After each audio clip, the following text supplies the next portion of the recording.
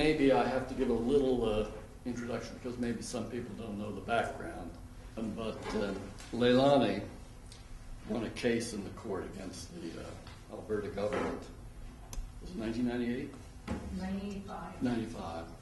And this brought to light the practices of the Alberta Eugenics Board, which were pretty atrocious, to say the least. And the justice who ruled in your case, Justice Veit, agreed they were totally outrageous. That board was chaired by a professor from the University of Alberta, John MacEachran. John MacEachran was one of the really original professors of the University of Alberta. He established both the departments of psychology and philosophy here, which were united for a while. So he was an outstanding figure in the history of the university, and certainly contributed a lot to this university. There were prizes established in his name, two of which were awarded by the philosophy department to deserving students. And then the findings which came out of Leilani's case came to light, and the philosophy department decided to reconsider its involvement in giving those prizes. And a subcommittee of which I was a member gave a report recommending that the department dissociate itself from the prizes. And the department did that. It took us quite a long time to get the university administration to agree with us.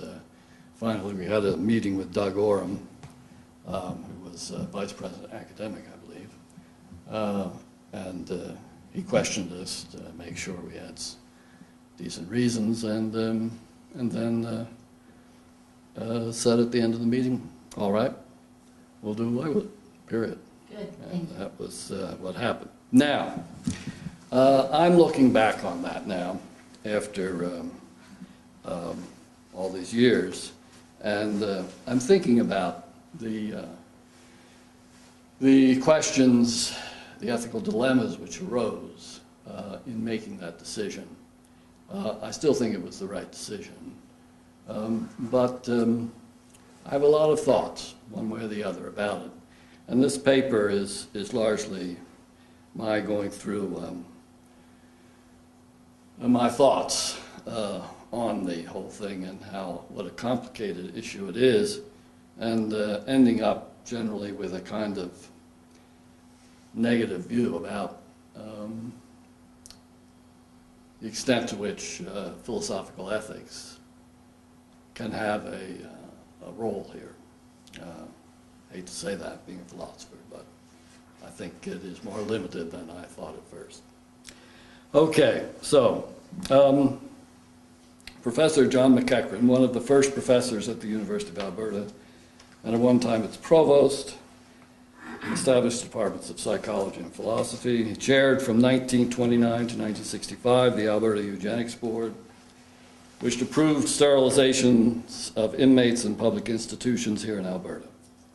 I shall take it as established that the so-called science of eugenics was more ideology than genuine science, and that the way the committee went about approving the sterilization of people, particularly young Native people, was careless in the extreme, and actually went beyond what the committee was authorized by law to do.